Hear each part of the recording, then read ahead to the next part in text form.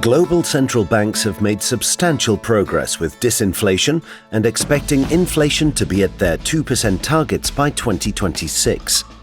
Upside inflation risks persist, but it would probably take both a supply-side shock and a tightening of labor market conditions to trigger a more concerning spike.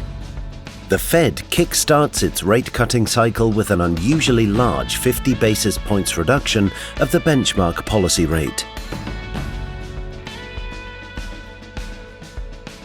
Since the late 1980s, 50 basis points cuts have become associated with crises and recession. As a result, moves of this size typically prompt major market angst as investors begin to price in economic and financial disaster. However, the near-term Fed cuts have been driven by growing confidence around the inflation outlook. And this time, there are no financial strains and no asset price bubbles bursting, while job losses are largely absent. Against that backdrop, the 50 basis points cut has been rightfully received with market positivity and optimism. The Fed dot plot sees a further string of rate cuts, which takes the policy rate down toward 3%, their estimate of neutral, by 2026.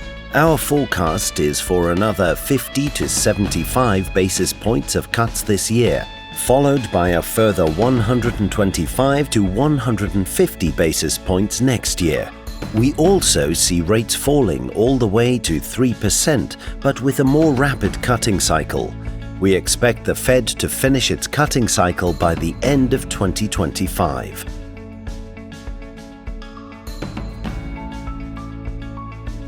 In response to China's deepening economic downturn, in late September, policymakers announced a significant package of easing measures. The early reception from global markets was very positive.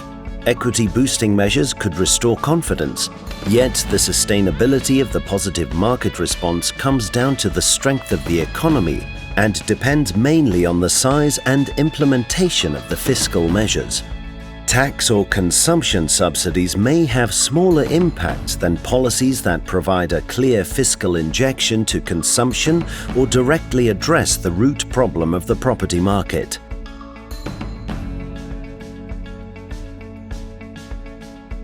With the euro area economic backdrop so stagnant and euro strength further challenging the struggling manufacturing sector, the ECB will likely shift to back-to-back rate cuts during Q4 2024. For the Bank of England, currency pressures and fiscal tightening will likely contribute to an acceleration of its rate-cutting pace in 2025. The BOJ will likely adopt a gradual and cautious approach to hiking, limiting yen appreciation. A synchronized global monetary easing cycle is underway. Such concerted efforts raise the odds of a global soft landing.